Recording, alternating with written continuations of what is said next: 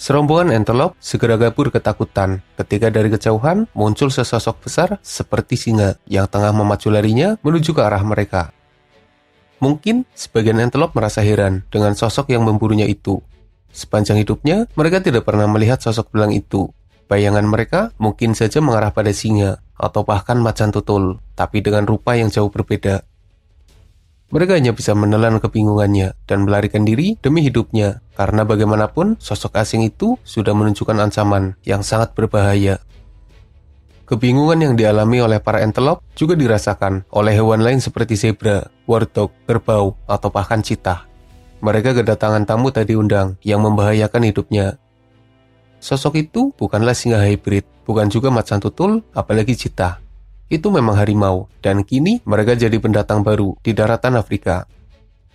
Harimau Afrika siap jadi pesaing singa sebagai raja rimba di daratan Afrika.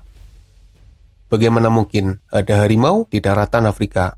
Bukankah mereka kucing besar yang hanya hidup di Asia saja? Semua ini dimulai pada tahun 80-an silam ketika seorang pembuat film satwa liar bernama John Varty yang datang ke India untuk mengunjungi harimau benggala di alam liar. Setelah beberapa hari, ia berkeliling di Taman Nasional Ranthambore dan Taman Nasional Kanha, ia hanya mendapati sedikit harimau saja. Tentu saja, ia tidak puas dengan petualangan itu. Pasalnya, ketika di Afrika, dia bisa menemukan kucing besar lain dengan sangat mudah di alam liar. Tentu, itu jadi sesuatu yang mengganjal di pikirannya. John Varty semakin tertarik dengan harimau. Ia juga mencari tahu mengenai kondisi harimau di rumah alaminya di hutan Asia. Menurutnya, harimau berada dalam tekanan yang sangat besar dan menghadapi ancaman kepunahan yang nyata jika terus dibiarkan hidup seadanya di hutan Asia. Hutan yang semakin sempit menyebabkan harimau tidak bisa berkembang dengan baik. Dari situlah muncul ide gila yang luar biasa di kepala John. Ia ingin memindahkan harimau Asia ke daratan Afrika. Pikirnya, harimau punya harapan hidup yang lebih tinggi jika mereka ada di daratan Afrika. Tapi sebagai sosok dokumenter yang paham dengan situasi, dia tidak bisa melakukannya dengan sederhana. Butuh kerja keras dan modal yang besar untuk memindahkan si belang ke rumahnya Raja Rimba.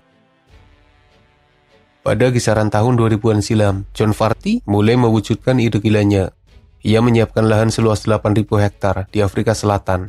Tempat itu diberi nama Tiger Canyon. Di dalamnya terdapat area khusus bagi manusia, serta area bebas bagi satwa liar. Ada pagar pembatas yang mengelilingi wilayah itu. Satwa asli Afrika di dalamnya juga lumayan banyak, sementara pemangsa utamanya adalah cheetah. John tidak memasukkan singa dan pemangsa lain di dalamnya. Kondisi di dalam Tiger Canyon dibuat senyaman mungkin, guna dipersiapkan bagi harimau. Setelah mempersiapkan rumah, John lalu mendapat 2 bayi harimau dari penangkaran di Kanada. Harimau jenis benggala itu masih berusia 7 bulan ketika dipindahkan. Sayangnya, John tidak bisa langsung melepaskan harimau kecil itu di rumah barunya, karena sejak lahir, keduanya hidup di penangkaran dan tidak pernah merasakan kehidupan bebas di alam liar. Dengan telaten, John dan anggota timnya memberikan pelajaran bagi kedua harimau itu. Mereka mengajarinya hidup di alam bebas, mengajarinya mengenali hewan lain, dan pastinya mengajari mereka untuk berburu mangsa, menyesuaikan kondisi yang ada di rumah barunya. Sekian waktu berlalu, kedua harimau itu tumbuh dan kembali mendapat insting aslinya sebagai hewan buas yang seharusnya hidup bebas.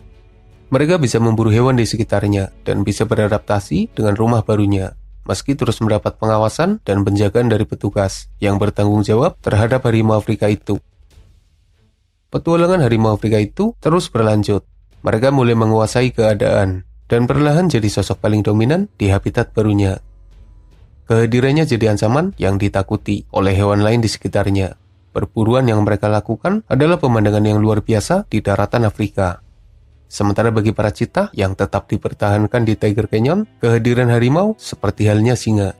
Cheetah tidak mampu berbuat banyak. Mereka tidak sanggup menandingi harimau yang lebih besar dan lebih kuat. Tapi setidaknya, cheetah bisa jadi pesaing bagi harimau Afrika itu, meski persaingannya tidak seimbang. Proyek ini sendiri tidak berjalan semulus yang dibayangkan. Dalam prosesnya, harimau yang dipindahkan mengalami beberapa masalah saat beradaptasi di Afrika. Ketika mereka mengalami luka, petugas harus langsung mengobatinya, karena jika terlambat, luka itu bisa semakin parah karena cuaca di sana. Belum lagi, kondisi yang sangat panas memaksa harimau harus rajin berendam demi mendinginkan tubuhnya. Tapi dengan berbagai hambatan yang ada, toh nyatanya mereka bisa beradaptasi dengan lumayan baik. Keberhasilan proyek harimau Afrika itu membuat John menambah koleksinya. Ia mulai mendatangkan harimau lainnya. Mereka diperlakukan sama dengan para pendahulunya. Menurut informasi, kawasan itu pernah ditinggali 26 harimau, tapi saat ini hanya tersisa sekitar 10 harimau saja. Apa yang membuat proyek harimau Afrika ini jadi berbeda? Dengan persiapan rumah yang luas, harimau Afrika itu bisa hidup bebas di alam liar. Meski dibatasi pagar besi, tapi mereka masih bisa menguasai wilayah kekuasaannya sendiri. Mereka juga harus bersaing dengan harimau lain demi menjaga wilayahnya. Artinya, mereka dibiarkan jadi raja di rumah barunya, dan raja baru di Afrika itu telah menarik perhatian banyak orang. Sejak dulu, orang-orang telah berusaha untuk memindahkan harimau ke daratan Afrika atau wilayah lainnya. Tapi biasanya, harimau itu ditempatkan di rumah yang sempit, dan mereka tidak dibiarkan hidup bebas. Tapi dengan persiapan yang terbilang matang, John Varty bisa dibilang sukses dengan proyek harimau Afrikanya. Jika proyek ini terus berkembang, bukan tidak mungkin nantinya harimau Afrika semakin banyak, dan mereka menyebar luas ke berbagai wilayah di Afrika. Persaingan di alam liar pasti semakin sengit, dan pertarungan antara singa melawan harimau yang terjadi di alam liar tinggal menunggu waktu saja. Kira-kira, bisakah harimau mengambil alih kekuasaan singa di Afrika dan menempatkan dirinya sebagai raja rimba di rumah barunya itu? Proyek harimau Afrika memang luar biasa, tapi beberapa pihak tidak setuju dengan proyek ini. Beberapa orang menganggap John telah melanggar aturan, mengambil keuntungan dari harimau, merusak keseimbangan alam di Afrika dengan mendatangkan hewan dari luar Afrika. John sendiri juga sempat mengalami luka karena serangan harimau di Afrika. Mereka yang awalnya jinak perlahan mendapat instingnya sebagai hewan buas. Dan saat berinteraksi dengan manusia, mereka bisa saja melakukan serangan karena insting buasnya. Proyek harimau Afrika ini juga telah didokumentasikan dalam beberapa film dokumenter. Meski mendapat banyak penghargaan, tapi ada beberapa informasi yang mengatakan jika manusia telah memaksa harimau demi adegan berburuan yang dramatis. Sebagian orang meyakini jika harimau Afrika itu tidak bisa berburu dengan baik dan terus mengalami ketergantungan pada manusia karena sejak mereka lahir, mereka tidak pernah merasakan kehidupan di alam liar. Pro dan kontra pasti selalu ada ketika sesuatu yang baru dan tidak wajar dilakukan. Entah mana yang benar, yang jelas proyek ini adalah sebuah perwujudan dari ide gila yang banyak dibayangkan manusia.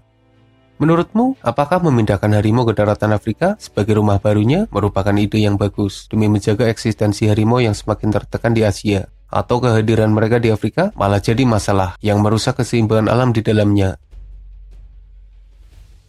Admin sendiri malah kepikiran, jika harimau bisa beradaptasi dengan baik di Afrika, mungkin nantinya manusia akan membawa jaguar dan puma ke daratan Afrika, atau kucing liar lainnya yang berpotensi hidup di Afrika.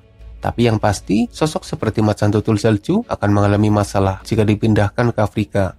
Pasalnya, mereka adalah hewan yang hidup di tempat sepi dengan suhu yang dingin. Sementara Afrika adalah sebuah daratan yang dipenuhi banyak hewan, dan cuacanya juga panas. Rumah asli harimau adalah hutan di daratan Asia. Sejak dulu hingga sekarang tidak berubah.